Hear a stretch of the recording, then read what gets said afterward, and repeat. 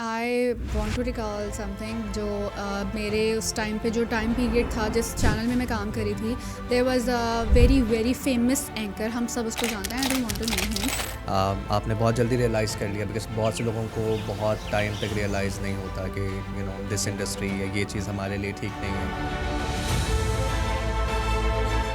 You have to be strong, मतलब ये जो दुनिया है, चाहे मर्द है चाहे औरत है, आई थिंक किसी के लिए भी आसान नहीं है। So it's not bed of roses. तो आप एक्सपेक्ट नहीं कर सकते कि यहाँ पे कोई कंफर्ट जोन घर वाला मिलेगा। आपको क्या लगता है कि काउंसलिंग कितनी मज़े की चीज़ है? क्योंकि ये वो इंडस्ट्री है, मुझे लगता है कि अब जिस तरह से एक्सपैंड हो रही है, लेकिन लोग तो फिर वही है ना। आज जाके मुझे लगता है कि आप कहीं ना कहीं एक दूसरे को फेस करते हैं, कहीं मिलते हैं, और फिर स्टूडेंट्स का भी ऐसे ही है, वो स्टोरी बन पता चल जाती जाती है, है। पता देखिए, लग जाता अगर है। आपने किसी को डिप्लोमा बेचा है, किसी को आपने किसी से 10 लाख लिए, 5 लाख लिए, डिप्लोमा बेचा है। अब जब फेसबुक पे एक पोस्ट लग जाती है तो सबको पता लग जाता है। तो मैं उनको पहली बात ये करती हूँ कि आपका बेटा भी बहुत इमेच्योर है, जब वो अगर यूरोप चला जाता है तो आप क्या एक्सपेक्ट करते हैं वो किस तरह की जॉब्स करेगा? Toilet cleaning. अस्सलाम वालेकुम, welcome to another episode of podcast with Akrash. आज हमारे साथ एक और एक्साइटिंग मेहमान है, और हमारा जो एक हमें क्रिटिसिज्म मिलता था शुरू में कि हम सिर्फ मेल गेस्ट के ही बेसिकली इंटरव्यूज़ करते हैं, तो हमने उस मिथ को थोड़ा सा तोड़ने की कोशिश की है। सो इज़ा नईम आज हमारे साथ हैं। She is a country representative for TIAB Dubai. Very interesting product and she is very interesting herself. बहुत एम्बिशियस हैं, और आई थिंक आज के पॉडकास्ट से will try to show the world and to our audience के उन्होंने अपने career में क्या डिफ़िकल्टीज़ देखी, क्या मुश्किलात देखी, और मोस्ट इम्पॉर्टेंटली उन्होंने हर मुश्किल को किस तरह से नेविगेट किया। Thank you so much, Akrash, and thank you so much for having me. I am very, very excited for this amazing podcast series that you have started lately. और मैं खुद भी बहुत ज़्यादा excited थी जब आपने मुझे invite किया for this podcast, and I really want कि हमारे इस podcast से जो ज़्यादा से ज़्यादा जो हम pureness है वो दिखा सकें। और मेरा सिर्फ एक ही हमेशा से एम रहता है कि जहाँ भी आप जाते हैं तो एटलीस्ट कुछ अच्छा आप बोल के आए, कुछ ऐसा करके आए कि एटलीस्ट आपको याद रखा जाए। So yeah I am hoping for that. So Iza, let's get started from a very basic question, जो कि जितने भी यहाँ पे गेस्ट आते हैं हम सबसे, ये हमारा एक वन ऑफ फेवरेट क्वेश्चंस है जो पूछते हैं। और मुझे लगता है कि ये थोड़ा डिफरेंट भी है बिकॉज दिस इज़ समथिंग जो कि शायद बहुत से लोग आपकी प्रोफेशनल जर्नी के बारे में तो जानते हैं, बट पर्सनल लाइफ और जो पर्सनल स्ट्रगल है और जो बिहाइंड द सीन और behind the profession as a person, जो आपकी पर्सनालिटी है, वो बहुत हमारी इस इंडस्ट्री में ओवरऑल जो लोग हमें देख रहे हैं उनके सामने नहीं आ पाती। So just tell me about your story, क्योंकि हर इंसान की अपनी एक स्टोरी होती है। आपसे पहले भी जितने गेस्ट आए उन सब की एक स्टोरी थी ज़िंदगी की।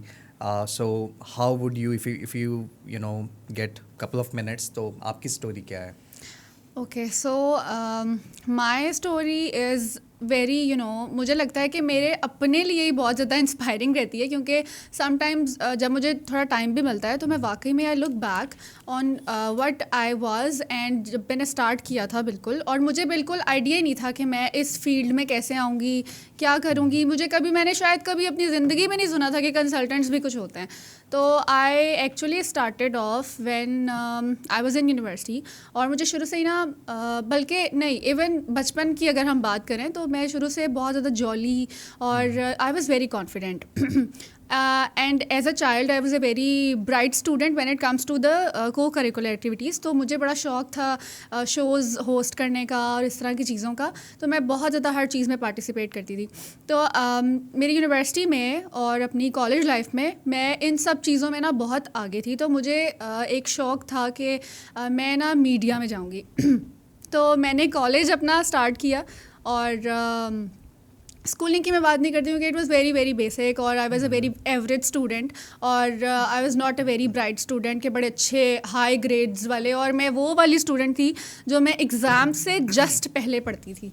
और मैंने कभी आई वाज़ नेवर बॉदर्ड कि मेरे एग्ज़ाम्स हैं, या इस तरह की, वो बिल्कुल एक होते हैं ना careless and care free kind of kids. तो I was one of them. और उसके बाद जब कॉलेज की बात करते हैं तो I choose FSC pre medical, बस एक क्योंकि आपको पता है कि इस इनिशियल टाइम में ना आपको राइट काउंसलिंग और गाइडेंस कोई देता ही नहीं है। फैमिली में आपका बस एक रोल मॉडल यही होता है कि आपकी शायद मामू या खाला का बच्चा जो कर रहा है तो शायद आपने वो वाला एक गोल अचीव करना है, लेकिन मेरा कभी ऐसा नहीं था। और मैं अपनी मतलब मदर और अपने फादर की तरफ से मुझे कोई ऐसा प्रेशर भी नहीं था कि आपने इसी फील्ड में जाना है। तो मुझे नया नया क्रेज़ था कि मैं डॉक्टर बनूंगी तो मैंने मेडिकल रख लिया। और मेडिकल जब मेरे दोनों first year and second year के एग्ज़ाम्स के टाइम पे हम लोगों को मतलब मेरी कुछ फैमिली एमरजेंसीज की वजह नेवर गॉट टू स्टडी, तो आई वॉज़ वेरी एवरेज। तो जब मेरा वो ख़त्म हुआ तो आई रियलाइज़ कि यार मैं तो डॉक्टर ना दूर दूर तक नहीं बन सकती। और मैं कुछ सेंसिटिव भी बहुत ज़्यादा हूँ शुरू से, तो वैसे ही छोटी छोटी चीज़ों पे जो है वो मेरा छोटा सा दिल है, तो मैं बहुत जल्दी चीज़ों को देख के ना पैनिक भी हो जाती थी। और मुझे लगता था कहीं पे अगर किसी को चोट लग गई है, कुछ हो गया है, तो मेरे अपने ही आंसू निकल आते थे। तो मुझे हुआ कि नहीं यार, ये तो एक तो पढ़ाई बहुत मुश्किल है और दूसरा मैं नहीं कर सकती है। सो मेरी कुछ बैकग्राउंड की अगर मैं बात करूं तो जहां से मुझे ये चीज़ बहुत ज़्यादा मोटिवेट की, मेरी बैकग्राउंड में my family is from media. तो मेरी खाला she used to work in TV, my खालू was in TV and my cousin is DOP. और मुझे वो वहाँ से बड़ी इंस्पायरिंग लगता था और बहुत वो एक फैंसी लाइफस्टाइल जब आप देखते हैं, आई वाज वेरी इंस्पायर्ड कि ये जो न्यूज़ कास्टर्स होते हैं और ये होता है तो मुझे वो करना है। तो I choose bachelors in mass communication, so I got admission in NUML Lahore. And मैं गई, मैंने एडमिशन लिया, फिर वहाँ पे कुछ हमने चीज़ें की, इंटर्नशिप्स की, और आई started of my journey with news channel.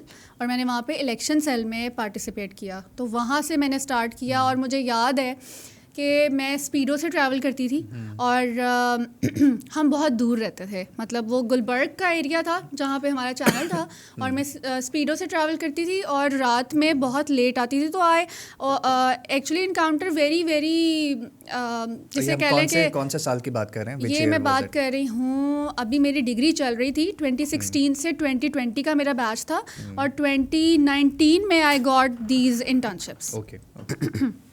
तो मैंने इलेक्शन सेल में जब काम करती थी तो मुझे याद है कि रात में मैं बहुत लेट आती थी वापस, तो मैं अकेले ही ट्रैवल करती थी और मुझे बहुत अलग से एक्सपीरियंसेस मैंने इनकाउंटर किए।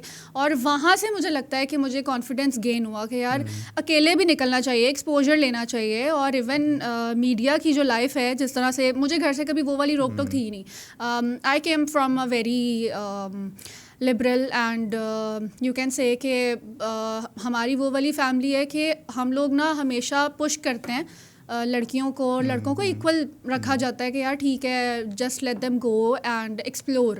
तो मेरी मदर का सपोर्ट था। तो मैं जब मैंने ज्वाइन किया, बहुत सारे लोगों ने बोला कि भाई नहीं, ये तो बड़ी गलत ख़राब फील्ड है और नहीं करना चाहिए और इस तरह की चीज़ें हुई। लेकिन जब मैंने खुद कुछ चीज़ें एक्सपीरियंस की when I was even an intern, तो वहाँ पे मुझे रियलाइज़ हुआ कि यार नहीं, this is not my cup of T. And वहाँ पे मुझे लगा कि यार नहीं, मुझे कुछ और करना चाहिए। अब वो करते करते ही मुझे याद है कि मेरी जो फर्स्ट सैलरी आई थी न्यूज़ चैनल से, दैट वाज ओनली 10,000। और coming from a middle class background, आप अगर 5,000 भी कमा रहे हैं ना, तो वो आपने वापस जाके जब अपनी अम्मी को देना है ना, तो उसके बाद आप भूल जाएं, उस सैलरी में से आपके हाथ में कुछ नहीं आता। तो वो कुछ ये चीज़ें थी। फिर उसके बाद I started my content writing. मुझे बहुत शौक़ था लिखने का, तो मैंने वर्डप्रेस पे कुछ ब्लॉग्स लिखे और कुछ पहला आप समझ लें जो एक लाइफ में होता है ना कि वो फर्स्ट स्टेप मैंने लिया कि जब मैंने कंटेंट राइटिंग करनी शुरू की, तो एक ब्लॉगर्स मीटअप हुआ और एक कंपनी कह सकते हैं, प्राइवेट कंपनी है, they look after the housings and everything. So उनका कोई ब्लॉगर्स मीटअप था, मैं वहाँ गई, मुझे बहुत एक्सपोजर मिला, मुझे आइडिया हुआ कि यार ये भी कुछ एक फील्ड है ब्लॉगिंग की, इसको भी एक्सप्लोर किया जा सकता है। और ये मैं आपको बात बता रही हूँ 2019 के एंड की। तो जब मैंने देखा कि हाँ कुछ ये कर सकते हैं, तो मैंने अपना पेज बनाया इंस्टाग्राम पे और मैंने कुछ डिफरेंट चीज़ें ट्राई करने की कोशिश की, तो उसमें काफ़ी अच्छा जाना शुरू हो गया। तो मैंने जब उसको स्टार्ट किया तो I started off as a food blogger. तो ये जो PRs होती थी, मुझे याद है कि उस टाइम पे ना ब्लॉगर्स की जो रिक्वायरमेंट होती थी ना, रेस्टोरेंट्स की, जैसे भी कोई नई ओपनिंग हो रही है या कहीं पे कोई फूड टेस्टिंग आ रही है आपके पास, तो उनकी रिक्वायरमेंट ये होती थी कि हाँ 4-5 हज़ार फॉलोअर्स भी इनफ हैं, और वो जो पेड कैंपेन्स आपको मिलती थी ना, तो मुझे बहुत मज़ा आता था। और मैं कुछ वैसे ही being a Lahori and coming from a pure Punjabi family, तो मैं तो फुल फूडी हूँ। और मुझे तो मतलब वही वाली बात होती है कि पंजाबी में कहते हैं ना कि वेले बैठ के बस खाई जाओ, तो मेरा वो वाला सीन था। तो मुझे तो, मैंने शायद कोई रेस्टोरेंट उस टाइम पे छोड़ा ही नहीं। हमने फूड टेस्टिंग्स की और कुछ पीआर्स की, कुछ पीआर्स करवाई भी, तो काफ़ी सारे वहाँ पे मुझे बहुत ज़्यादा एक्सपोजर मिला। फिर एक दिन ऐसे ही जब मेरी डिग्री बिल्कुल ख़त्म होने वाली थी, तो क्योंकि एक मिडिल क्लास फैमिली थी, I am as a only sister. मेरे 3 भाई थे, सॉरी, 1 पास्ड अवे एंड 2 मेरे बड़े भाई हैं। तो वो दोनों अपनी लाइफ में सेट थे, वो कर रहे थे, काम शाम कर रहे थे। तो मुझे हुआ कि यार मैंने अभी डिग्री की है, इतना मतलब स्पेंड भी किया है, तो now it's the time to return this to your parents. तो मैं शुरू से, क्योंकि मेरी मदर जो है she is also a working women, तो मैं जब उनको देखती थी ना कि यार जिस तरह से वो हार्ड वर्क कर रही हैं और जिस तरह मेरे फादर कर रहे हैं, तो मुझे कुछ करना चाहिए उनके लिए, and I have to return that जो उन्होंने अभी तक मेरे लिए किया है, जो सपोर्ट है, जो कॉम्प्रोमाइज़ किए हैं, तो इन एनी वे मुझे करना है। और आई रिमेंबर कि बीइंग अ गर्ल, मैं हमारा जो एरिया था लोअर माल वाली साइड पे, we use to reside there, और वहाँ से मैं जाती थी लोकल, मैं ठोकर तक जाती थी और मैं वॉक इन सीवीज़ देने जाती थी। मतलब मुझे पता ही नहीं होता था कि मैं इस लोकेशन पे जा रही हूँ। और मैं बता नहीं सकती, कुछ ऐसे एक्सपीरियंसेस भी हुए हैं उस टाइम पे जो बहुत ज़्यादा, वो कहते हैं ना, दैट शूक्स यू कि यार ये क्या था। मतलब उसके बाद आपका कॉन्फिडेंस इतना ज़्यादा आप कह सकते हैं कि ब्रेक हो जाता है, इतना आप शैटर हो जाते हो, आपके अंदर वो चीज़ ही नहीं बचती है कि मैं बाहर भी निकलूँ घर से। और बहुत ना, मतलब वो जो एक सैड है ना हमारी रियलिटी, वो वाली जो हम नहीं डिस्कस करते हैं, तो वो चीज़ मैंने बहुत ज़्यादा फेस की। अच्छा, उसमें आपने जैसे बताया कि कुछ इंसिडेंट्स ऐसे थे, अगर आप उसमें से मतलब कोई ऐसी चीज़ लाइक किस नौयत के आपको लगता है वो इंसिडेंट्स थे? और उसमें फिर ये चीज़ है कि क्योंकि बहुत से लोग मैंने देखे हैं, बहुत सी ख़वातीन, क्योंकि ऑब्वियसली हम भी कॉर्पोरेट में काम कर रहे हैं, बहुत सी लड़कियाँ हमारे भी ऑफिसेज में काम करती हैं, हमारी इंडस्ट्री में काम करती हैं, और ये रेशो बड़ी है अगर आप देखें पास्ट 4-5 ईयर्स में। तो आई एम श्योर आज बहुत सी लड़कियां आपको देख भी रही होंगी, तो वो लाइक क्या मोटिवेशन थी that help you to sustain that? क्योंकि 2 ही चीज़ें होती हैं, या तो आप उस सिचुएशन पे बिल्कुल फेड अप हो जाएं और आप घर बैठ जाएं कि नहीं मैं तो क्योंकि हमारी बहुत मेल डोमिनेटेड सोसाइटी है, तो मोस्टली यही होता है कि आप परेशान हो के आप बैठ जाते हो घर कि भाई यहाँ तो मेरा एज अ फीमेल मैं तो अपनी जगह नहीं बना सकती। So what kept you going? वो बहुत, तो पहले कुछ अगर आप वाक़यात के बारे में बता दो और फिर वो मोटिवेशन क्या थी that kept you going? So I want to recall something जो मेरे उस टाइम पे जो टाइम पीरियड था जिस चैनल में मैं काम कर रही थी, there was a very very famous anchor, हम सब उसको जानते हैं, I don't want to name him. So हुआ ये कि बिकॉज़ मैं वहाँ पे एज ए इंटर्नी थी, और हमारा जो डिपार्टमेंट था वो इलेक्शंस मैं देखती थी, लाहौर वाले जो इलेक्शंस हो रहे थे वो सारे I was looking after that. So there was a anchor जो एक दिन he came for collecting some information, और he looked at me and he was very weird. Allah की तरफ से ना लड़कियों को वो सेंस अल्लाह ने दी हुई है टू जज समवन कि अगर उसकी मतलब क्या इंटेंशंस है ना। तो I was very uncomfortable. I had a group of friends और हम लोग बड़ा चिल करते थे वहाँ पे, और वो 1 दिन चला, 2 दिन चला, 3 दिन चला, और मुझे बहुत हैरत हुई कि किस कैलिबर का ये इंसान है जिस लेवल पे वो, क्योंकि he has a private show उस टाइम पे, और बड़ा एक जाना माना नाम था, तो मुझे बड़ा वियर्ड लगा। एंड समहाउ उसने मुझसे मेरा नंबर ले लिया कि मुझे कुछ इन्फॉर्मेशन चाहिए, ये फ़ला जो एरिया है इसके क्या, कौन खड़ा हो रहा है यहाँ से, कितने उसको वोट पड़ रहे हैं, जो भी है। तो खैर उसने मेरा नंबर लिया, और जब नंबर लिया तो उसने मुझे मैसेजेस करने शुरू कर दिए। मैसेजेस आना शुरू हुए, and he asked me out for something जो मैं नहीं डिस्कस करना चाहती हूँ, तो मैं नहीं बता सकती। तो वो मतलब वो बंदा इस टाइप का था। तो वो इस तरह की चीज़ें मैंने बहुत ज़्यादा फेस की, और बहुत फेमस एंकर था। जब उसने ये 2-3 दफ़ा ये चीज़ की, पहली दफ़ा मैंने इग्नोर किया, नेक्स्ट टाइम फिर मैंने उसको रिप्लाई किया, क्योंकि मेरे अंदर ना शुरू से मेरी फैमिली से ये चीज़ बहुत ज़्यादा समझ लें कि मेरे ब्रॉटअप में ये चीज़ थी कि you have to stand for yourself. बैठना नहीं है कहीं पे बैठ के रोते नहीं रहना, खामोश नहीं हो जाना, एटलीस्ट अपने लिए कुछ बोलो तो सही, speak up for your self ना। तो वो चीज़ थी मेरे माइंड में, और मैंने फिर उसको जब कॉन्फ्रंट किया, मैंने उसको बोला कि I am going to report you to the HR and I have your screenshots. और अभी ना व्हाट्सएप पे वो नया आया था कि आप मैसेजेस डिलीट कर सकते थे सबके लिए। तो मतलब उसने जैसे ही मेरा ये मैसेज पढ़ा ना, उसने जल्दी से सारे मैसेज डिलीट किए and he was like sister आप तो बुरा मान गई हैं। तो मेरे लिए वो बहुत मतलब ये एक फ़नी सा इंसिडेंट भी है। That's how people treat you. And क्योंकि मैं शुरू से बहुत ज़्यादा समझ लें कि एक्सट्रोवर्ट कह सकते हैं, मैं बहुत अच्छी हूँ कम्युनिकेशंस में, मैं बहुत ज़्यादा इंट्रोवर्ट इंसान नहीं हूँ, तो मैं बहुत जल्दी लोगों के साथ एडजस्ट हो जाती हूँ, घुल मिल जाती हूँ। तो मैं बहुत ज़्यादा टॉकेटिव थी। तो इट्स नॉट कि अगर कोई लड़की आपके साथ at least she smiling at you and she is talking to you, that doesn't mean कि कोई ग्रीन सिग्नल है। तो ये चीज़ अंडरस्टैंड करना बहुत ज़रूरी है। परसेप्शन भी है ना हमारे यहाँ पे, क्योंकि यहाँ पे आप देखें तो ज़्यादातर जो हमारा एक सोशल आप सेटअप कह लें, तो उसमें ये चीज़ आई थिंक अभी तक ये गलतफहमी है कि अगर if someone is being nice to you and if someone being friendly, क्योंकि हमारे यहाँ पे ऑब्वियसली उस तरह से भी अभी हालांकि बहुत ज़्यादा डेवलपमेंट हो गई है, बट स्टिल वो रेशो उस तरह से 50-50 नहीं है। Like you would obviously male dominated society है, बट स्टिल आप ठीक कह रहे हो कि अभी भी even we are in 2026 now, but still ये चीज़ प्रीवेलेंट है हमारे कॉर्पोरेट सेक्टर में। But why did you like leave media? मतलब जैसा आपने बताया कि फैमिली सपोर्ट भी थी, बिकॉज बहुत ज़्यादा लड़कियां तो इसलिए छोड़ देती हैं कि अगर कोई बात निकलती है या कहीं कोई ऐसी बात फैमिली में जाती है तो ऑब्वियसली उनको फैमिली सपोर्ट नहीं मिल सकेगी। ठीक है, तो मतलब मैंने जो जितनी स्टोरी सुनी है, जो लड़कियां मीडिया में काम करती हैं या कर रही थी या छोड़ गई, उनकी तो मेजर वजह ये होती है कि उनको लगता है कि कहीं ना कहीं हमारी फैमिली की तरफ से बैकलैश आएगा अगर उनको पता चलता है, बिकॉज वो ऑलरेडी एक फ़ाइट करके आई होती हैं और बहुत सी रीअश्योरेंसेज और एश्योरेंसेज फैमिली को देकर आई हुई होती हैं कि ऐसा कुछ नहीं होगा। तो जब थोड़ा सा ऐसा उनको डर लगता है कि कुछ हो सकता है, तो ऑब्वियसली वो सबसे पहले ये इंडस्ट्री को छोड़ देती हैं। तो आपको तो सपोर्ट भी थी, देन फिर आपको क्या लगता है कि आपने इस इंडस्ट्री को क्यों नहीं परस्यू किया? मैंने इसलिए नहीं किया क्योंकि शुरू से ना मैं जो नेगेटिव एनर्जीज होती हैं ना, मैं उनसे भागती हूँ। मुझे वो इन्वायरमेंट ही अपने लिए सूटेबल नहीं लगता जहाँ पे ज़रा सा भी मुझे लगता है ना कोई नेगेटिविटी है। और ऐसा नहीं है कि मैं नेगेटिविटी से भागती हूँ, बट दैट्स जस्ट कि आपका ना एक अपना होता है, आप सेल्फ सूथ करते हो और ये आपके अंदर बिल्डअप होता है, ऑप्टिमिस्टिकली आप चीज़ों को लेके चलते हो। तो मैंने बस ये देखा कि मेरा यहाँ करियर नहीं है।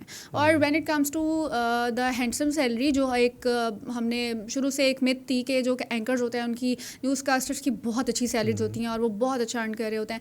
तो मैंने वहाँ देखा स्टूडियोज़ में, I use to go there and see के how is the treatment. And जब मैं देखती थी ना कि यार आप मतलब सिर्फ इसलिए कि आप टीवी पे आ रहे हो, तो वो जो आपको उसके पीछे अगर आपकी रिस्पेक्ट भी नहीं है ना, तो रिस्पेक्ट तो सबसे पहली चीज़ है जिस पे I am not going to compromise. तो मैंने चीज़ बहुत जल्दी रियलाइज़ करी थी कि यहाँ पे नहीं है मेरा फ्यूचर और मैं यहाँ पे नहीं हो सकती। मीडिया इंडस्ट्री बहुत बड़ी हो गई है, बट स्टिल अगर आप वेरिएंस देखें बहुत ज़्यादा, लाइक जो हम बात करते हैं कि बहुत हैंडसम पैकेजेस हैं या बहुत लुक्रेटिव सैलरीज हैं, वो मेरा नहीं ख्याल अगर इंडस्ट्री में कोई 10-15 नाम निकाल दें उसके बाद तो सब बेचारे बिल्कुल हैंड टू माउथ ही हैं। वो सिर्फ 20 लोग हैं, अब वो उन 20 लोग में आप कब आते हो, कैसे आते हो, और उसमें आप फीमेल देख लें कितनी हैं, वो शायद 4-5 होंगी। यस तो वो जो हैसल थी ना, वो मुझे नज़र आती थी कि मैं मतलब, और फिर उसके साथ साथ हैसल के साथ साथ जो ये चीज़ें जो थी, जो नेगेटिव एनर्जीज थी, मैं इन सबको बहुत ज़्यादा समझती थी कि मुझे ये नहीं करना। तो एनीवेज वो मैंने वहाँ से आई स्किप दैट। और यही अगर मैं बात करी थी इंटरव्यूज़ की, तो I use to go to the offices, मैं वॉक इन इंटरव्यूज़ देती थी। I use to wait for like 1 or 2 hours and मैं घर से सुबह निकलती थी 9 बजे और मैं शाम को 6 बजे वापस आती थी, जगह जगह इंटरव्यूज़ देके। और एक टाइम आया था कि जब मैं इतनी ज़्यादा उस चीज़ से फ्रस्ट्रेट हो गई थी कि यार मतलब मुझे लगता था कि जैसे सारे डोर्स बंद नहीं हो जाते आपके लिए। टाइम भी ऐसा होगा क्योंकि आई थिंक हर कोई रिलेट कर पाता है जिसने अपनी ज़िंदगी में स्ट्रगल की है, कि वो एक टाइम ऐसा होता है जब आप ग्रेजुएट होके निकलते हैं तो आपको ये भी नहीं पता होता कि इंडस्ट्री कौन सी है, यस यस यू नो, क्योंकि जब आप इंडस्ट्री में सेटल डाउन हो जाते हैं उसके बाद तो आसान हो जाता है कि अच्छा इस हाँ इंडस्ट्री में जॉब ढूंढनी है। अब वो इतना ज़्यादा, क्योंकि हर बंदा नई बात कर रहा होता है, कोई कहता है मीडिया में आ जाएं, कोई यस कहता है आप ई कॉमर्स वाली साइड पे आ जाएं बिकॉज वो भी बहुत ज़्यादा उस वक्त यू नो डेवलप हो रही थी मार्केट। कोई रियल एस्टेट में आपको कह देगा, कोई आपको कहेगा आप इधर आ जाएं। तो आई थिंक वो बड़ा एक कंफ्यूजिंग सा स्टेट होता है कि आपको यही नहीं बहुत पता कि कौन सी इंडस्ट्री में यस जाना है, और आप यस डिफरेंट इंडस्ट्रीज़ में इंटरव्यूज़ दे रहे होते हो जाके। यस और इतना ज़्यादा वो फ्रस्ट्रेशन तो होती है, कन्फ्यूजन भी होती है, और फिर आप बिल्कुल ब्लैंक हो जाते हैं। आपकी जो वाकई में डायरेक्शन होती है ना, वो कहीं लूज़ हो जाती है कि मैं किस माइंडसेट से जब मैं ग्रेजुएट हुई हूँ तो मैंने क्या सोचा था, मेरी क्या एक्सपेक्टेशंस थी, और अब और जब आपने मतलब इंडस्ट्री स्पेसिफिक जॉब मतलब डिग्री की है और उसके बाद वो उस इंडस्ट्री में आपने नहीं जाना, यस तो वो एक यस सबसे बड़ी परेशानी होती यस है। तो एक चीज़ जो मुझे बहुत ज़्यादा जिसने हेल्प आउट किया ना, वो ये था कि मैं कभी ना हार नहीं मानती थी, कभी मैं गिव अप नहीं किया, कभी भी नहीं किया, क्योंकि मुझे घर से किसी ने नहीं सिखाया कि गिव अप करना है। अगर कहीं पे कुछ हो भी जाता था ना, तो मेरे फादर या मेरी मदर मुझे कहती थी कि यार चलो कोई बात नहीं, छोड़ो तुम ऐसे कर लो। तो मतलब मैं हमेशा ना वो सॉल्यूशंस वाली जोन में रहती थी कि ये नहीं हो रहा तो ये करना चाहिए। तो मेरे पास एक बहुत बड़ी मुझे लगता है कि स्किल्स थी जो मैंने अपनी डिग्री के साथ साथ जो कंटेंट राइटिंग की और अपना पेज बनाया, और फिर मुझे आइडिया हुआ कि डिजिटल मार्केटिंग कैसे होती है। और क्योंकि इंटरेस्ट भी मेरा बहुत था, मुझे नई नई चीज़ें सीखने का बहुत शौक़ था, तो मैं क्या करती थी कि कभी बैठ के तो किसी ना किसी सॉफ्टवेयर के ऊपर, किसी एप्लीकेशन के ऊपर मैं कुछ ड्रॉ करती रहती थी। तो वहाँ से मुझे आइडिया हुआ कि ग्राफिक डिज़ाइनिंग कैसे करते हैं। फिर जब मैंने अपना पेज बनाया तो मैंने उसको बूस्ट किया, मुझे आइडिया हुआ डिजिटल मार्केटिंग कैसे करते हैं। तो ये स्किल्स तो मेरे पास थी, पर उसको यूटिलाइज़ कैसे करना है, कहाँ करना है, ये नहीं पता था। तो ऐसे ही बस घूमते फिरते one day I applied through Facebook, ऐसे ही बस बैठे, मैंने कहा यार हो तो कुछ रहा नहीं है तो चलो इधर भी अप्लाई कर देते हैं। मैंने कई जगह अप्लाई किया और उनमें से एक थी मेरी फ़र्स्ट जॉब ऑफिशियली। तो वहाँ पे I joined as a marketing training officer, and the owner himself ही वॉज़ वेरी इम्प्रेस्ड, क्योंकि मेरा इंटरव्यू उन्होंने किया था। तो जब मैं गई, मैंने उनका पेज दिखाया अपना, एंड आई वॉज एंगेज्ड उस टाइम पे। So it was this industry or this international industry, recruitment? Yes Okay, yes right. Yes. And जब मैंने इंटरव्यू दिया, ही वॉज़ वेरी इम्प्रेस कि you have very good aesthetic sense, and जो तुम्हारी वो एक होता है ना बंदे के अंदर डिजिटल मार्केटिंग की और इन चीज़ों की, वो बहुत ज़्यादा है, तुम कर लोगी। तो मैंने जब ज्वाइन किया, 3 months का मेरा प्रोबेशन था, आई जॉइंड, और मार्केटिंग की मैंने, बहुत डिफरेंट आइडियाज़ के ऊपर काम किया। और मुझे याद है कि 2020 में हमारी स्टडी अब्रॉड और कंसल्टेंट की फील्ड में शायद कभी किसी ने किसी इन्फ्लुएंसर को बुला के कोई मीटअप या कुछ प्रमोशनल एक्टिविटी नहीं की थी। So I arranged influencer meetup with almost 30+ influencers उस टाइम पे, और we had this meetup in PC hotel. और वो हमारा इतना अच्छा रहा था कि बहुत सारे हमें नए फॉलोअर्स आना शुरू हो गए, बच्चों ने हमें रीच आउट किया, स्टूडेंट्स आने लग गए। तो ये बहुत इम्प्रेसिव उनको और ये लगा। कौन से साल में आपने किया था? ये मैंने 2020 में किया और था। तब बहुत से लोगों को पता भी नहीं होगा ये क्या है। यस और ये एक चीज़ की, और उनको बहुत ज़्यादा इम्प्रेसिव लगी कि कुछ कर सकती है। अब प्रोबेशन ख़त्म होता है तो they offered me the role of education counsellor for North America, USA and Canada आपको देखना है। और उस ऑफिस के अंदर, because I was working in the head office, so there was nobody who is looking after this specific niche. और जब मैं गई, जब मैंने देखा कि पहले तो मैंने उनको बहुत ज़्यादा रेजिस्ट किया कि मैं तो टोटल डिफरेंट बैकग्राउंड से आ रही हूँ, आप मुझे कहाँ काउंसलिंग में डाल रहे हैं। मैंने, क्योंकि बहुत अच्छे टर्म्स थे मेरे ऑनर के साथ, और जो वहाँ पे डायरेक्टर थे उन्होंने मुझे बहुत पुश किया कि नहीं कर लोगी, बहुत अच्छी फील्ड है, हम बता रहे हैं ना। तो मैं, एक चीज़ ये है कि मैं हमेशा, I am very very thankful to them कि उन्होंने मुझे इस फील्ड में कुछ सिखाया, कुछ अपॉर्चुनिटी दी आगे बढ़ने के लिए। और उन्होंने मुझे कहा कि नहीं तुम कर सकती हो, एटलीस्ट ट्राई तो करो, नहीं समझ आएगा वापस मार्केटिंग ले लेना, तुम्हारे पास है। तो वो एक चीज़ थी, मुझे नॉर्थ अमेरिका दिया गया। और जब मैंने वो स्टार्ट किया तो आई विल टेल यू कि उनकी 12 ब्रांचेस थी, और 12 ब्रांचेस में किसी एक को भी USA कनाडा का नहीं पता था कि इसकी रिक्वायरमेंट्स क्या हैं, कैसे करते हैं। मैं बिल्कुल ब्लैंक, 3 महीने मेरे ऊपर कोई प्रेशर भी नहीं था, पूरा 1 साल मैंने ऐसे ही गुजारा। प्रॉस्पेक्टस मैं निकालती थी क्योंकि बहुत ज़्यादा इस तरह की अपडेटेड इन्फॉर्मेशन नहीं थी, एआई नहीं था, अभी तो हम हर चीज़ एआई से पूछ लेते हैं। तो वहाँ पे ऐसे था कि जब कोई ट्रेनिंग होती थी, ट्रेनिंग सेशंस होते थे, तो मैं बैठती थी, मैं पहले तो यही समझने की कोशिश करती थी कि यार ये एग्जैक्टली काउंसलिंग है क्या चीज़, करते कैसे हैं और क्या होता है। तो जो काउंसलर्स बैठे होते थे, मैं उनको जब वो काउंसल करते थे तो मैं ऐसे करके ना मैं सुनती थी बस कि ये क्या कर रहे हैं, कैसे कह रहे हैं और ये कैसे होगा, कैसे मैं कैसे कर पाऊँगी। प्रॉस्पेक्टस निकाले, इन्फॉर्मेशन निकाली और काफ़ी अरसा लगा। यूएसए कनाडा पे मैंने ट्रेनिंग ली और मैं ख़ुद से इतनी ट्रेन हो गई कि मैंने पहला वीज़ा फ़ाइल किया on my own on USA. और I still remember the institute was Texas Wesleyan University, और वो एक स्टूडेंट थी जिसका 5 साल का बैचलर के बाद बैचलर से पहले गैप था, इंटरमीडिएट के बाद, और बिल्कुल होपलेस केस था, हमें लगता था नहीं होना। तो मेरी जो ब्रांच मैनेजर थी उसने मुझे पकड़ा दिया कि चलो इसको करने दो, and she was very much into के बस किसी तरीके से, क्योंकि मेरी बहुत ज़्यादा वो अप्रेजल्स बहुत होते थे और वो बताते थे कि इसका नॉलेज बहुत है, ये काम सीखती है, पैशनेट है। और मुझे याद है कि वो जो मेरा पहला वीज़ा फाइलिंग थी, उसकी स्टूडेंट डायरेक्ट कभी भी मेरे साथ नहीं थी, उसकी सिस्टर मेरे साथ इन टच थी और वो कभी ऑफिस नहीं आती थी।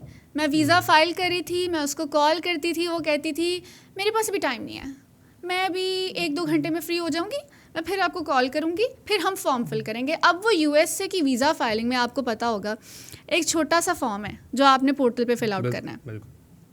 यार उस फॉर्म ने ना 3 दिन लिए, और उन 3 दिनों ने जो मुझे लेसन्स दिए ना, वो लाइफ लॉन्ग लेसन्स थे।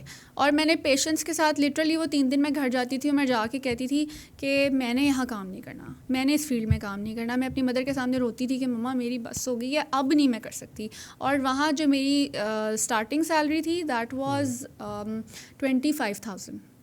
तो 25,000 जब मेरे पास आता था ना, और वो जो पूरी एक स्ट्रगल थी, स्पीडो पे ट्रैवल करना, आना जाना, शाम के टाइम जाना, बहुत दूर में जाती थी, और फिर बहुत अजीब अजीब चीज़ें होती थी मेरे साथ। आप सिग्नल पे खड़े हुए हो, कोई कुछ गलत समझ रहा है और कोई जाते हुए आपको बस आवाज़ें लगा रहा है। तो मैंने वो चीज़ें भी बहुत इनकाउंटर की हैं, बट मैंने कभी हार नहीं मानी। मैंने कहा ठीक है, this is part of life. वही बात है कि जब आप बाहर निकलते हो तो फिर आपको लड़की नहीं, फिर मुझे लगता है कि आपको थोड़ा सा ना लड़का बन के निकलना पड़ता है। तो वो थी कि जब ऐसी चीज़ें भी होती थी, और बस वहाँ से फिर आगे आगे आगे मैं चलती गई, और बहुत अच्छी मेरी ग्रोथ भी बहुत अच्छी रही। बहुत टाइम लगा ग्रो करने में, लेकिन मैंने बहुत कुछ सीखा। चलें, ये तो मतलब I think that's very interesting. और इसमें जो सबसे ज़्यादा बड़ा जो टेक अवे है वो 2-3 चीज़ें मुझे बहुत इंटरेस्टिंग लगी। एक तो ये कि आपने बहुत जल्दी रियलाइज़ कर लिया, बिकॉज बहुत से लोगों को बहुत टाइम तक रियलाइज़ नहीं होता कि दिस इंडस्ट्री या ये चीज़ हमारे लिए ठीक नहीं है। आई थिंक वो बड़ा एक इम्पॉर्टेंट टेक अवे हमारी यूथ के लिए। और दूसरा ये कि ज़रूरी नहीं है कि जो आपने डिग्री की है तो आपने अब वहाँ पर ही अपना टाइम ज़ाया करना है। And I think the moment, the second, the minute you get to know कि ये जगह आपके लिए नहीं है, या you don't belong to that place, तो आई थिंक आपको स्विच कर लेना चाहिए।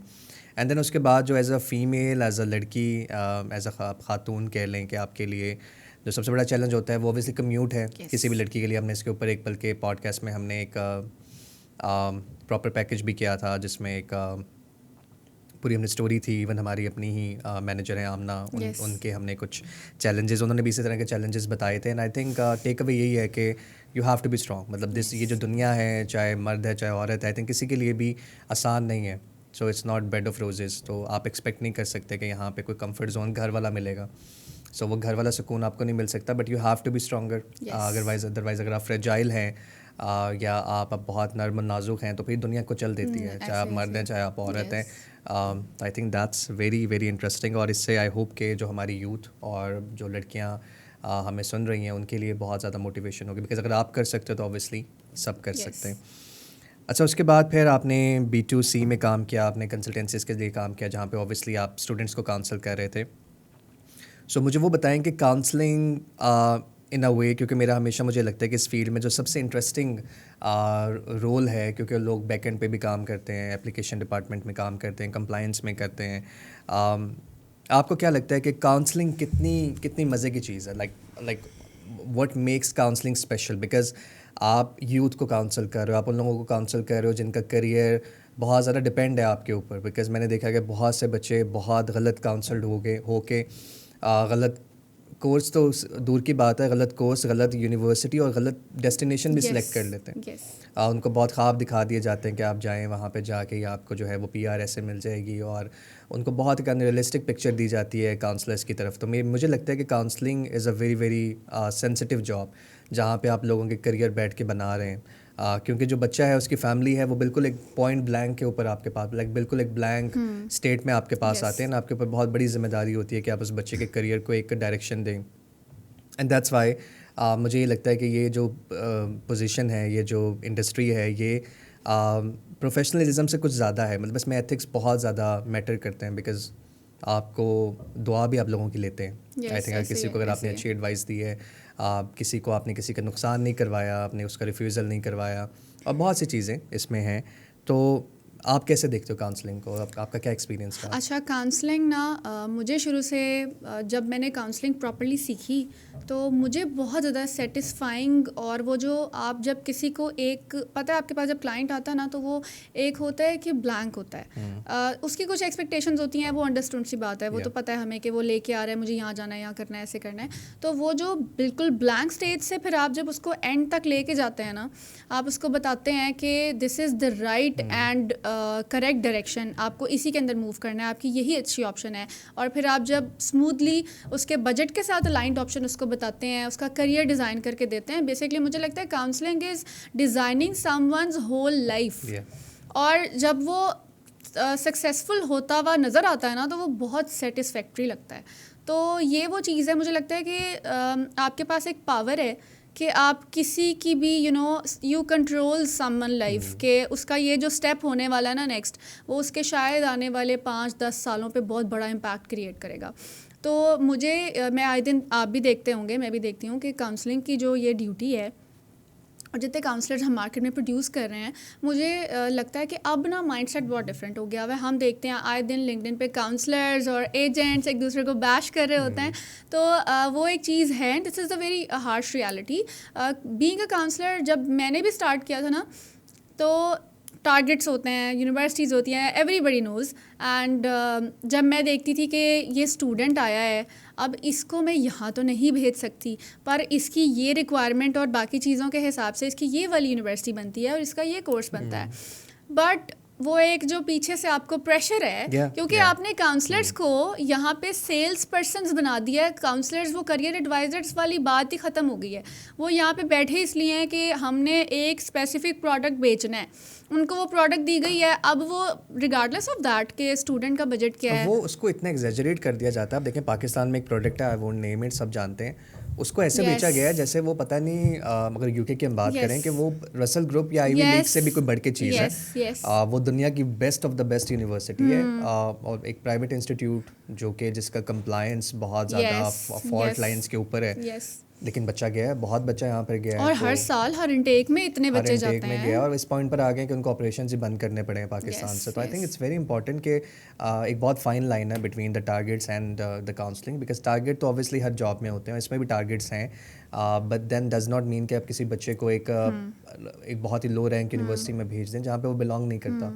तो मैं वही कहती हूँ कि एटलीस्ट आप अपनी थोड़ी सी मोरल वैल्यूज़ तो रखें ना, कुछ एथिक्स तो आप रखें, क्योंकि काउंसलिंग कम्स विद एथिक्स। अगर आपके अंदर नहीं है ना, अच्छा, मुझे लेकिन लॉन्ग टर्म में हमेशा इस चीज़ को इस तरह से देखता हूँ, बिकॉज मुझे भी 7-8 साल हो गए हैं, आपको भी माशाल्लाह आपका भी 5-6 साल इस इंडस्ट्री में हो गए हैं। मुझे लगता है कि क्या उस बच्चे को जाके 1 साल बाद नहीं पता चलता होगा मेरे साथ क्या हुआ है, बिकॉज आप लॉन्ग टर्म लॉयल्टी तो नहीं बन सकती ना, नहीं बन सकती। वो जाके आपको, ठीक है अभी वो बच्चा होगा, लेकिन जो यूके में उसने 1 साल स्पेंड कर लिया या यूएस में स्पेंड कर लिया किसी और कंट्री में, तो उसको आइडिया तो हो जाता है कि मेरे साथ हुआ क्या था।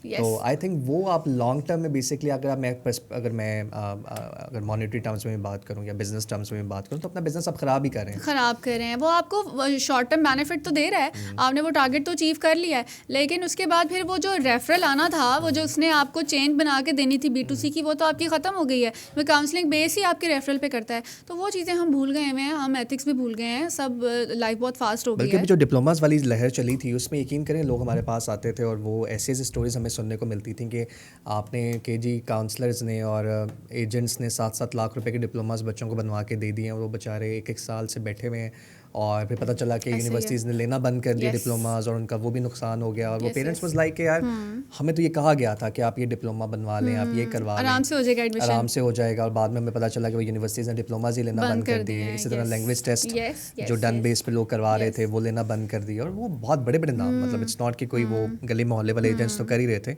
आपके मेन स्ट्रीम में लोग कर रहे थे। तो आई थिंक इन चीज़ों ने भी बहुत ज़्यादा हमारी इंडस्ट्री को बदनाम किया हुआ है। उसमें फिर बहुत इंपॉर्टेंट हो जाता है कि एथिकली जो लोग काम कर रहे हैं वो आई थिंक कहीं ना कहीं खुद ब खुद हाईलाइट हो जाते हैं। और Yes, वो सबको exactly. पता होता है कौन क्या कर रहा है, बिकॉज बेशक इंडस्ट्री बहुत बड़ी हो गई है बट आई थिंक स्टिल बहुत छोटी है। हाँ जी, हाँ जी। चीज़ें बहुत ज़्यादा बहुत तेज़ी से ट्रेवल करती हैं। क्योंकि ये वो इंडस्ट्री है, मुझे लगता है कि अब जिस तरह से एक्सपैंड हो रही है, लेकिन लोग तो फिर वही है ना। आ जाके मुझे लगता है कि आप कहीं ना कहीं एक दूसरे को फेस करते हैं, कहीं मिलते हैं। और फिर स्टूडेंट्स का भी ऐसे ही है, किसी ना किसी का रिलेटिव आपके पास अगर कोई रेफर कर रहा है तो फिर वो घूम फिर के वो स्टोरी बन पता चल जाती है, पता देखिए, लग जाता अगर है। आपने किसी को डिप्लोमा बेचा है, किसी को आपने किसी से 10 लाख लिए, 5 लाख लिए डिप्लोमा बेचा है, तो वो बच्चे ने जाके रोना है किसी ना किसी के पास। Yes, ठीक है। और वो exactly. फिर आपको पता है कि बच्चा माफ़ तो नहीं करता या उसकी फैमिली हाँ, माफ़ तो नहीं करती स्टूडेंट्स तो आपको। बिल्कुल ऐसे ही ऐसे ही ऐसे ही। अब फेसबुक पे एक पोस्ट लग जाती है तो सबको पता लग जाता है। True true. अच्छा से B2C काउंसलिंग से फिर आप ने एक टर्न लिया आपके करियर ने, जहाँ पर आपने कुछ एडटेक ग्रुप्स के साथ भी काम किया। और जो कि मुझे हमेशा लगता है कि एडटेक वाला जो स्टेप है वो बहुत एक दरमियान की चीज़ है, like representing a university directly and then और काउंसलिंग के दरमियान Yes. एक ऐसा Yes. पॉइंट आता है जहाँ पे आप B2C B2B कर रहे हैं, B2B कर रहे हैं।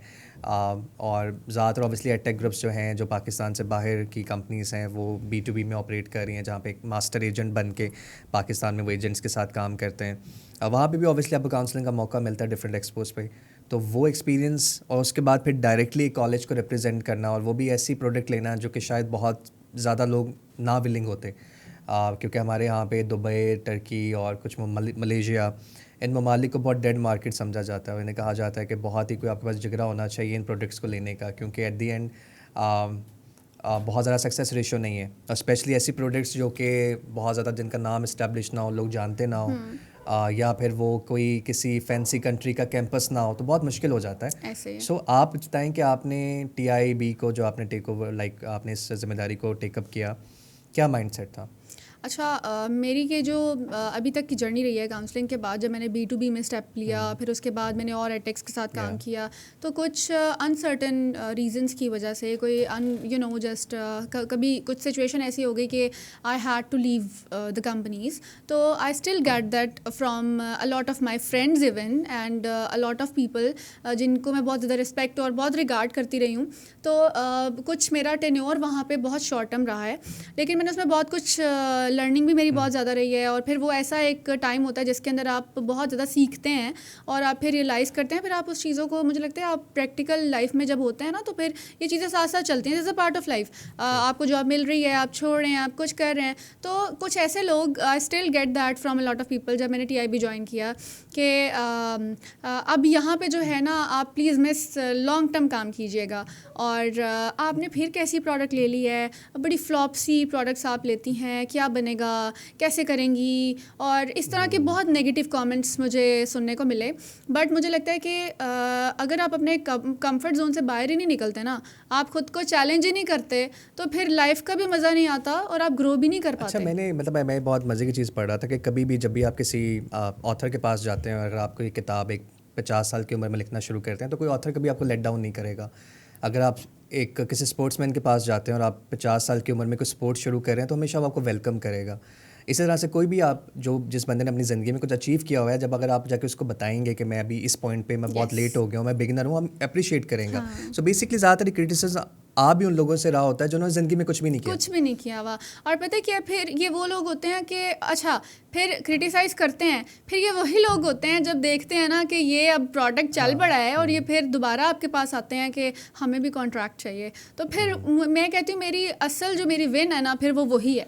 और यस, मैंने TIB लिया और मैंने बहुत ज़्यादा सोचने और गौर करने के बाद ये प्रोडक्ट ली, क्योंकि मेरे पास ऑफ़र थी, बहुत अच्छी प्रोडक्ट नहीं थी, मुझे आइडिया मतलब उसका इतना ज़्यादा भी नहीं था ख़ुद भी कि दुबई किस तरह से परफॉर्म करेगा। और जिस तरह से अभी मार्केट हमारी, आपको पता है जिस तरह की चल रही है, अप एंड डाउन्स रहते हैं हमारी मार्केट में। इवन बहुत बड़े बड़े इस्टेब्लिश नाम आप देखिए, उन्होंने स्ट्रगल किया पाकिस्तान में, दुबई में अगर हम बात करें।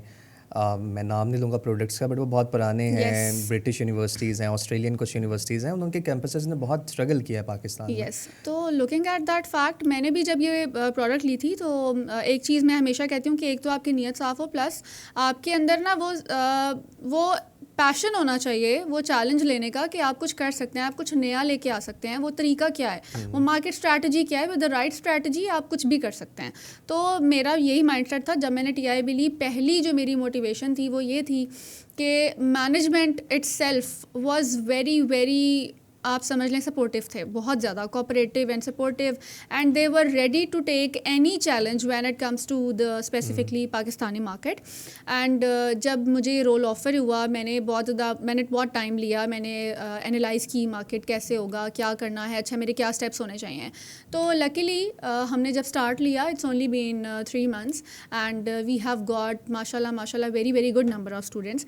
और जब मैंने प्रोडक्ट लिया तो फिर जो मैंने उसके अंदर फर्दर स्पेशलाइजेशंस देखी, मैंने देखा कि दुबई के अंदर जो दूसरी प्रोडक्ट्स हमें मिलती हैं they are very very costly. और जब स्टूडेंट वो देखता है, और वो एक तो बहुत बड़ी मिथ्स हमारे यहाँ पे बनी हुई हैं कि दुबई जो है वो सिर्फ हम इंटरटेनमेंट के लिए जाते हैं, टूरिज़म के लिए जाते हैं, हम तो न्यू ईयर मनाने जा रहे हैं, क्रिसमस के लिए जा रहे हैं, तो मतलब ये चीज़ें होती हैं। लेकिन वो जो दूसरी साइड है, दूसरा पर्सपेक्टिव है, वो नहीं देखता कोई। कॉमन सेंस है ना, इकॉनमी कौन चला रहा है? यस आप अगर जाके वहाँ पे इतना स्पेंड कर रहे हैं, वो पैसा जा किसको रहा है? आप किसी को दे रहे हैं ना। और ट्रांजैक्शनल चीज़ है, अगर देखें टूरिज़्म, अगर लंदन फेमस है टूरिज़्म के लिए, या टोक्यो फेमस है, या न्यूयॉर्क फेमस है, तो ऑब्वियसली वहाँ पे जॉब मार्केट्स भी उतनी ही स्ट्रॉन्ग है। तो Dubai itself I think globally अगर पिछले हम 20-30 साल में देखें अगर कोई जगह डेवलप हुई है सबसे ज़्यादा, तो आई सबसे थिंक दैट इज़ ज़्यादा, दुबई। यस। और ये बहुत बड़ी रीज़न है। जब मैंने ये प्रोडक्ट ली थी तो फिर मेरे माइंड में ये था कि मुझे ये जो मिथ्स है ना इनको ख़त्म करना है।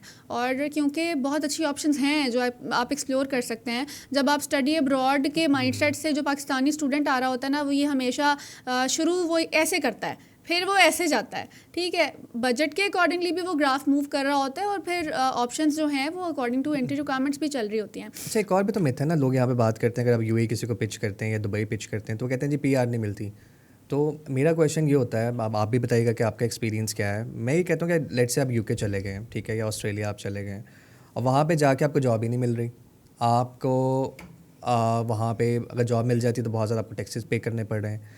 वहाँ पे जीएसटी बहुत ज़्यादा है, वहाँ पे टैक्सेशन बहुत ज़्यादा है, वहाँ पे आपको इवन हर चीज़ के ऊपर आप बहुत ज़्यादा टैक्स दे रहे हो। और आप देखें तो जो वहाँ पे लोग हैं, मतलब आई थिंक सबके रिलेटिव्स या फ्रेंड्स हैं जो सेटल्ड होंगे, पीआर हैं, सिटीजन्स हैं, तो उनका एक ही रोना होता है, टैक्स बहुत ज़्यादा है, बहुत ज़्यादा। हमें कुछ भी नहीं बचता एट दी एंड, लाइफस्टाइल बस ऐसे ही है, हैंड टू माउथ ही होते हैं।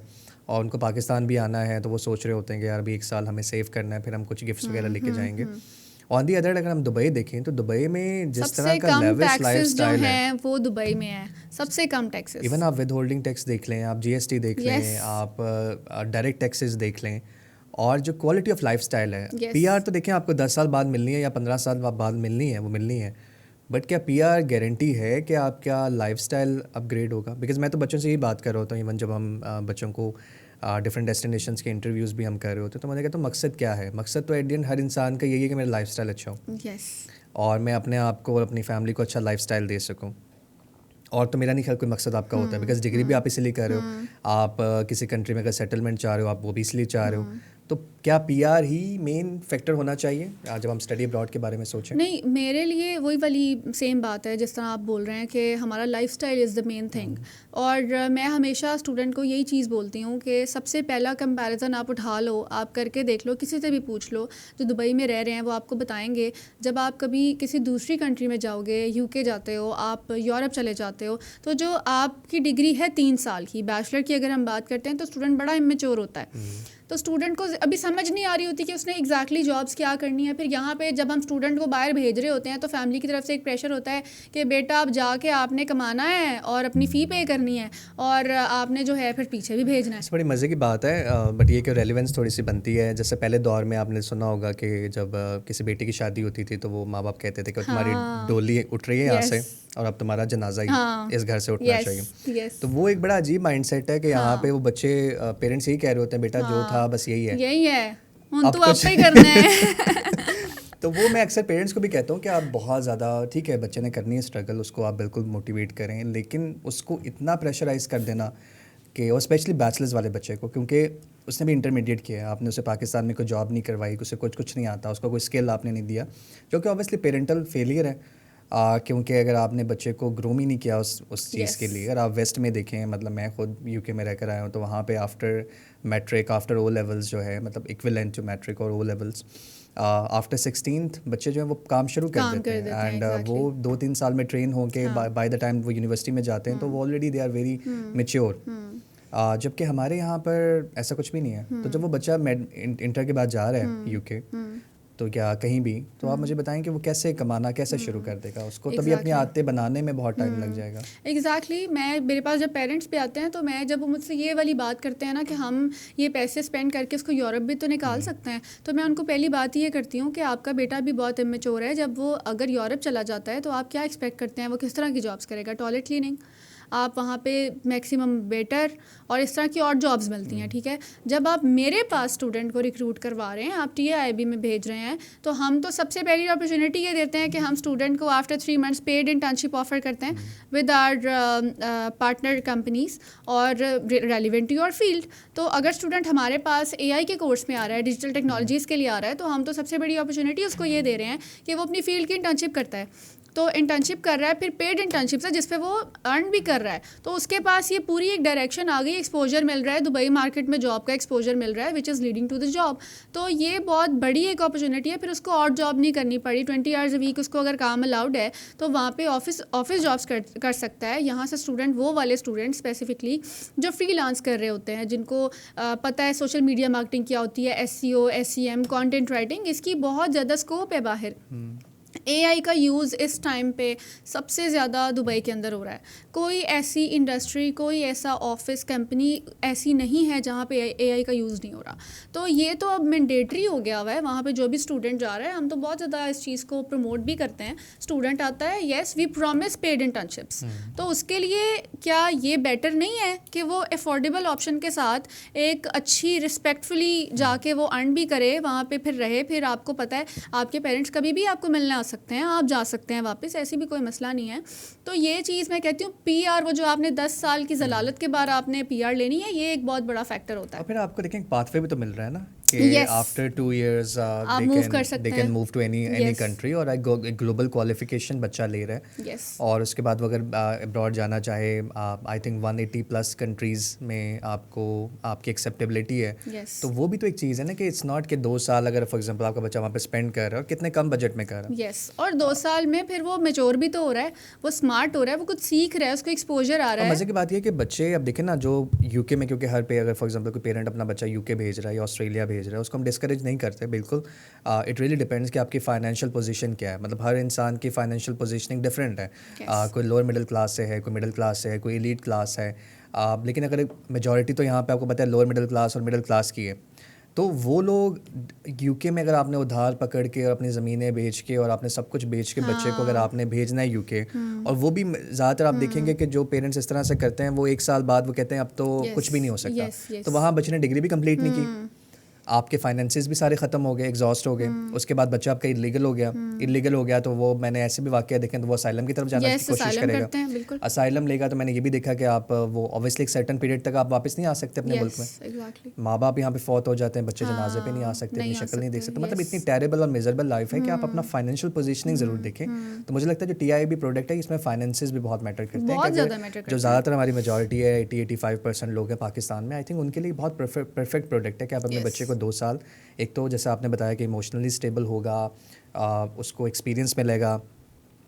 इसके अलावा उसके पास पाथवे भी है कि वो ऑब्वियसली कुछ ना कुछ अपना एफर्ट करके कुछ सेव भी कर रहा होगा, और फिर वो जाके फॉर एग्जांपल जाके टॉप अप ईयर कहीं ले ले किसी कंट्री में और अपनी डिग्री कंप्लीट करके वहाँ पे सेटलमेंट राउट ले ले। तो I think it's a very very, क्योंकि देखें वही स्टूडेंट जो अगर यूरोप जा रहा है, उसने 3 साल वहाँ पे जो उसने पढ़ने हैं, फिर उसके बाद उसने जॉब देखनी है, PR फिर उसको मिलेगी, वो जो कितना लंबा सारा वो है, यस लिविंग एक्सपेंस भी तो है। तो यही चीज़ आप 2 साल यहाँ लगा लें, फिर फाइनल ईयर के लिए आप आगे मूव कर लें। PR मतलब आपका जो राउट टू PR है वो ख़त्म थोड़ी होता है, वो आप जाके यूरोप में PR ले सकते हैं, आप यूके में ले सकते हैं। और अभी तो मैं समझता हूँ कि जो इमिग्रेशन पाकिस्तान में बहुत कम लोग हैं जो इमिग्रेशन राउट्स को समझते हैं। बहुत से ऐसी यूरोपियन कंट्रीज़ हैं जो आपको चंद सौ यूरोस के अंदर आपको आराम से, आपको yes, वीज़ाज देते हैं ऐसे, yes. जहाँ पे आप 2 साल 3 साल रेजिडेंट परमिट लेके आप वहाँ पे सेटल डाउन हो Yes, सकते हैं, जॉब ढूंढ बिल्कुल सकते ऐसा ही हैं। है। और बल्कि मैं इस चीज़ को और भी ज़्यादा अप्रिशिएट करती हूँ when it comes to TIIB। हम लोगों ने सिर्फ ये माइंडसेट नहीं रखा था कि हमने स्टूडेंट्स रिक्रूट करने हैं जो मर्जी हो जाए, हमने माइंडसेट ये रखा था टू प्रोवाइड। हम लोग क्योंकि सर्विसेज प्रोवाइड कर रहे हैं और हमारी बेस्ट एजुकेशन देने का हमारा प्रॉमिस है, उसके साथ फिर हम ऐसी ऑप्शंस देते हैं।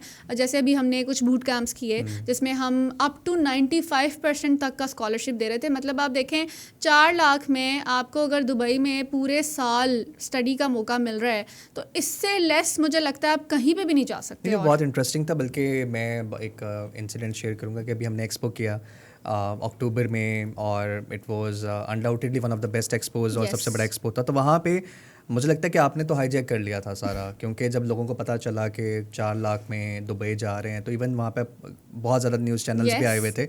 सो सबकी हाईलाइट यही थी। अगर आप काफ़ी उसमें डिजिटल मीडियाज़ वाले Yes, जो लोग थे yes, उनकी आप yes. अगर हेडलाइन सुने तो वो यही परेशान थे कि 4 लाख में 4 लाख कौन में भेज रहा है। कैसे कर रहे हैं। तो यही बस एक अच्छा लिटरली बूट कैंप्स पे कुछ पेरेंट्स आए और वो तो यहाँ तक हैरान हो गए। उन्होंने मुझसे पूछा कि बेटा ये कोई स्कैम तो नहीं और ये है। हमारी टीम को भी हुआ, क्योंकि we had like hundreds and hundreds Yeah, बल्कि yeah, थाउजेंड्स ऑफ नंबर्स और क्वेरीज आई। तो उसमें बहुत मेजॉरिटी ऑफ पेरेंट्स थे कि वो अलग ही शॉक में थे, क्योंकि Yes. पाकिस्तान में वही बात है ना कि कोई अच्छी बात भी बता रहा हो ना तो तो वो हमें हजम कहते हैं नहीं कि होती। ये लगता है कुछ मसला ही है हाँ, इधर। कि ये कुछ हमें ट्रैप कर रहे हैं, क्योंकि हाँ। इतना हो नहीं सकता ना सीधा, क्योंकि यहाँ पे तो लोग 4-4 लाख रुपए तो वैसे आपसे एडवांस में ही हाँ, पकड़ लेते हैं कि हाँ भाई exactly. आगे आपको Yes, बताएंगे। yes, हमारे yes, रूरल एरियाज़ में आपको yes. पता है किस तरह से होता है। तो वो लोग बहुत ज़्यादा फैसिनेट हुए इस चीज़ से, और आई थिंक ये बहुत एक अच्छा राउट था उन लोगों के लिए, जो कि ऑब्वियसली हर बंदा, मैं हमेशा ये बात कहता हूँ कि हम लोग भी डाइवर्सिफाई इसीलिए हुए कि हर बंदा जो है वो यूके नहीं भेज सकता अपना नहीं कर बच्चा, सकता, यूएस नहीं yes, भेज सकता। yes. और मैं कभी भी किसी को सजेस्ट नहीं करता कि आप अपनी सारी जायदादें बेच के अपने बच्चे को भेज दें। आपके पास बैकअप ही कुछ ना हो। हाँ, और जब आपको पता भी हो कि बच्चा मेरा किस तरह का है, यस, ठीक है। बहुत से पेरेंट्स होते हैं उनको पता होता है कि हम इस बच्चे ने पढ़ना कोई नहीं है, लेकिन चले हम एक दफ़ा बेट ले रहे हैं इसके ऊपर, तो वो फिर बड़ा ही फजूल चीज़ है कि आप अपने बाकी बच्चों की भी जो चीज़ें हैं वो भी बेच के उस एक पे लगा दें। तो ऐसा ही है। आई थिंक दुबई अगर देखा जाए तो फाइनेंशियली भी बहुत सेफ है। बहुत सेफ है। फिर it's actually the third safest city in the world. तो मतलब when it comes to girls, हम अभी भी कोई किसी के पास अगर पैसे हैं भी ना, वो तब भी अपनी बच्चियों को बाहर नहीं निकालना चाहते। When it comes to study abroad, अगर वो कोई ऐसी ऑप्शन देख भी रहे होते हैं तो उनको सेफ्टी कंसर्न्स होते हैं। हमारी बच्ची रात में अकेली कैसे जाएगी, पढ़ेगी कैसे, अकोमोडेशन क्या होगा। तो जब पेरेंट्स ये सवाल करते हैं तो मैं उनको सिंपली यही बताती हूँ कि आप दुबई भेज रहे हैं अपने बच्ची को, तो it's very safe. When it comes to girls safety, तो मुझे नहीं लगता, आप देखें दुबई से ज़्यादा सेफ कोई भी जगह नहीं है। यस, और यही बात है। And we are actually still offering this 95% scholarship, तो वो अभी भी हमारा चल रहा है। हम बहुत अच्छे स्टूडेंट्स निकाल भी रहे हैं वहाँ और से। मुझे बताइएगा कि जो आपने अब जैसे बूट कैंप की आपने बात की, तो we visited 4 cities Yes. Foreigners के साथ, TIB के साथ। I think that was one of the पहला प्रोडक्ट है जिसके Yes. लिए हम भी एक्साइटेड थे, बिकॉज Yes. एक नया प्रोडक्ट था। और आई थिंक मतलब मैं उसका क्रेडिट आपको दूंगा, बिकॉज बहुत से इवेंट्स हमने किए हैं डिफरेंट यूनिवर्सिटीज़ के लिए, लेकिन इस इवेंट के लिए स्पेसिफिकली जो आपकी एफर्ट थी और जो आपकी एक्साइटमेंट थी वो बहुत एक नेक्स्ट लेवल पे थी। मतलब यूजली बहुत कम लोगों को मैंने इस इंडस्ट्री में देखा है कि वो इतना पर्सनल लेवल पे जाके किसी प्रोडक्ट को प्रमोट करते हैं। So how was your experience with foreign आकाश, एज? पहली बात ये है कि I want to give that credit to you and the team of foreign edge. सबसे पहली बात ये है कि जब मैंने आपके साथ ये डिस्कस किया, ये सिर्फ एक आइडिया था जो मेरे दिमाग में घूम रहा था कि करना चाहिए, किसके साथ करें। जब मैंने डिस्कस किया और आपकी तरफ से जब मुझे वो अपॉर्चुनिटी नज़र आई ना कि yes we can do that, तो वो ऑलरेडी एक एक्साइटमेंट मेरे अंदर क्रिएट हो गई थी कि यार हम कुछ अच्छा कर सकते हैं। और मुझे पता था कि ये बहुत सक्सेसफुल जाने वाला है। और फिर जिस तरह से फॉरेन एज की टीम ने मुझे सपोर्ट किया है, मैं मतलब यहाँ से मैं बस कॉल करके कह रही हूँ कि मुझे ये चीज़ रिक्वायर्ड है, and they were just right with that thing कि मिस ये तो हो गया। और मतलब मैं बहुत ज़्यादा उस चीज़ को लेके एक्साइटेड इस वजह से भी थी। तो इमेंस सपोर्ट जो हमें मिला है, फिर हमने जब इसको मार्केट किया है, मैं कहती हूँ one of the best events जो अभी तक के मेरे करियर में रहे हैं ना। मैंने कभी भी ओपन हाउसेस के ऊपर इस तरह से वॉक इन नहीं देखा। मतलब स्टूडेंट्स वर लाइक क्रेज़ी कि ये क्या हो रहा है। और मेरा बहुत अच्छा उस चीज़ को लेके एक्सपीरियंस रहा है, और इसी वजह से, और जब हम टीआईबी की बात करते हैं एक्साइटमेंट, तो फिर मेरी इस तरह से आती है, मैं हमेशा अपनी मैनेजमेंट को भी और सबको बोलती हूँ कि TIB is like a baby to me. और मुझे लगता है कि मैं उसको ग्रो कर रही हूँ, और मैंने इंशाल्लाह I have major plans for this product. तो बस इंशाल्लाह हम ग्रो करेंगे। इंशाल्लाह। अच्छा, एट लास्ट मुझे बताइएगा व्हाट्स योर, क्योंकि आज हम लकीली बड़ा हम हमारा फर्स्ट पहला दिन है साल का और हम आज ये शूट कर रहे हैं, so what's your new year resolution? Okay, so my New Year resolution is to take time and ज़्यादा से ज़्यादा मैं अपने आप को टाइम देना चाहती हूँ। I want to travel at least 2 countries, and I want to actually just focus on my professional life plus my personal life. I want to spare some time for my kids, and my resolution is to just chill, relax and work hard. Thank you so much. So मुझे बताएं कि कोई ऐसा moment या वाक़या या कोई ऐसा इंसिडेंट जो आप शेयर करना चाहें जो कि इंटरेस्टिंग है but it was embarrassing at that moment, वो स्पेसिफिक मोमेंट पे एम्बैरेसिंग था? हाँ बिल्कुल। वैसे तो बहुत सारा मेरे साथ एम्बैरेसिंग ही होता रहता है। वो पता तो नहीं फिर क्या मेरे ख्याल मसला से है। हम एक सेपरेट पॉडकास्ट एक रखेंगे सेपरेट हो उसके लिए। सकता है। तो मेरे साथ तो बहुत सारे ब्लंडर्स होते हैं, मैं खुद भी करती रहती हूँ। तो एक ऐसा मेरे साथ हुआ था। I was sitting at the expo, and मेरी टेबल के राउंड काफ़ी सारे स्टूडेंट्स थे, और मैं बड़ी सीरियस काउंसलिंग करी थी, all my hair tied up and everything, and full जोश में। और एक स्टूडेंट मेरे पास बैठा था, मुझे सवाल कर रहा था, मैं उसको प्रोडक्ट्स अपनी बता रही थी, उसको काउंसिल करी थी। एकदम से वो मुझे पूछता है कि मिस, आप इतनी इंटेलिजेंट मुझे लग रही हैं, और मुझे लगता है आपने आइल्स भी किया होगा, और आप इतनी अच्छी बातें कर रही हैं, तो आप इस ऑप्शन पे खुद क्यों नहीं अप्लाई करती? आप खुद यहाँ क्या कर रही हैं, आप क्यों नहीं जाती? तो मतलब एक वो वाला मोमेंट था जहाँ पे मुझे समझ नहीं आई कि मैं इसको जवाब क्या दूँ यहाँ पे। मतलब वाकई में मैं थोड़ी सी एम्बैरस भी हो गई थी। बिल्कुल सारी टेबल पे स्टूडेंट्स हैं, और मुझे कहता है कि आप खुद क्यों नहीं जाती? तो मेरे लिए बहुत ज़्यादा वो एक फ़नी सा मोमेंट रहा है कि स्टूडेंट्स आके आपको ऐसे ऐसे पूछते हैं। और सम टाइम ऐसे भी कुछ मेरे साथ इवेंट्स हुए हैं जिस पे देयर वाज सम पीपल जो मेरे फादर की एज के, शायद फादर से भी बड़े होंगे। तो that uncle was there, and he was very eager to meet me. And जब वो मेरे पास आए और उन्होंने जब मुझसे मिले, तो उसके बाद he keeps texting me I want to meet you. तो ये बहुत सारे एम्बैरेसिंग मोमेंट्स हैं मेरी लाइफ के। ट्रू बट आई थिंक जो मुझे अच्छी बात लगती है वो ये कि you always find a way to handle with them, और आई थिंक यही होता है, बिकॉज अगर आप चीज़ों को सवार कर लें अपने ऊपर, तो आई थिंक इट्स ज़िंदगी बहुत मुश्किल हो जाती है। So it's always like that कि आप कैसे चीज़ों को हंसी मजाक में मैनेज करके और लाइटली आप चीज़ों को लेंगे, तो दैट्स वेरी इंपॉर्टेंट। अच्छा, आखिरी आप एक मैसेज अगर यूथ को देना चाहें, और पोटेंशली ऑब्वियसली टीआईबी के जो बच्चे भी देख रहे होंगे आपको, ओवरऑल हमारी यूथ भी देख रही है, तो उसमें कोई एक ऐसा स्पेसिफिक मैसेज जो आज साल के पहले दिन अब हमारी यूथ के लिए? अच्छा, इसमें ना मैसेज मैं बहुत लंबा नहीं करना चाहती हूँ, तो I just want to brief it down कि क्योंकि साल का पहला दिन है, तो मैं हमेशा कहती हूँ कि सबसे पहले focus on your mental health. And if you are, this is just apart from the every study abroad thing, this is very common and general thing, जो अभी जिस तरह हमारी जो जेन ज़ी है, हम जो देख रहे हैं, और अभी जो जनरेशन अब जो आ रही है, मैं देखती हूँ कि इनके अंदर ना बहुत पेशेंस लेवल बहुत कम है। तो मैं ये चीज़ हमेशा बोलती हूँ कि कुछ भी अगर आपके अंदर चल रहा है ना, just go and shout it. मतलब अगर आप कुछ भी फील करें, you are going through anything, you just find someone and sit with someone, even with a stranger, and आप अपना दिल हल्का कर लो। मेंटल हेल्थ पे फोकस पहले रखना है, फिर उसके बाद अपने at least set goals for your futures. फिर आप फ्यूचर के लिए कुछ आप गोल सेट करेंगे, फिर ही आप कुछ अचीव कर पाएंगे। और कभी भी जो है वो किसी को देख के वो चीज़ करने की कोशिश नहीं करनी है। एटलीस्ट अपने लिए न्यू डायरेक्शन बनानी चाहिए, और कभी गिव अप नहीं करना। That's how you succeed in life. बिल्कुल, आपने बहुत अच्छी बात की, मैं इसको एक्सटेंड करना चाहूँगा। जैसे आपने मेंटल हेल्थ की बात की, तो हम एक ट्रेंड देख रहे हैं जो बहुत स्केरी है, और वो ये है कि हम देख रहे हैं कि बहुत ज़्यादा जो हमारी यूथ है उसमें आपको हार्ट के इश्यूज़ और ब्लड प्रेशर और एंग्जाइटी और डिप्रेशन, जो कि पहले नहीं देखने में मिलता था, वो नज़र आता है। और आई थिंक उसकी बहुत सी वजूहत हैं, but one of the major reason is कि शायद बहुत कंपेटिटिव हो गए हैं हम लोग, एंड एक अजीब सी रेस है जिसमें हर बंदा लगा हुआ है, और वो रेस है लाइफस्टाइल की, वो रेस है दूसरे से अच्छा दिखने की, अच्छा लगने की। तो Yes.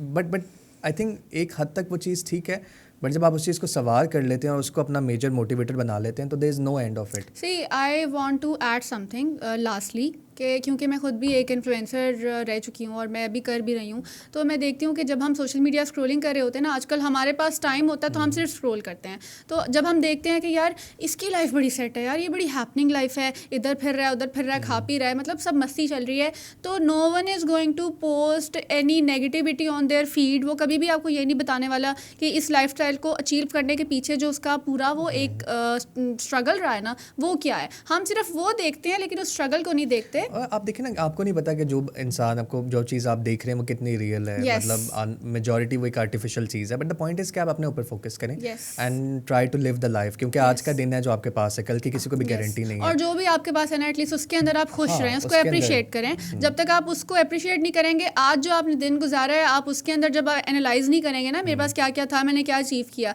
तो तब तक आपके पास कोई बड़ी अचीवमेंट भी आ जाएगी ना, तो आप खुश नहीं हो एंड पाएंगे। खुशी देखें, खुशी एक बहुत सब्जेक्टिव चीज़ है। आप बहुत से ऐसे लोग हैं जो जिनके पास कुछ भी नहीं है, Yes.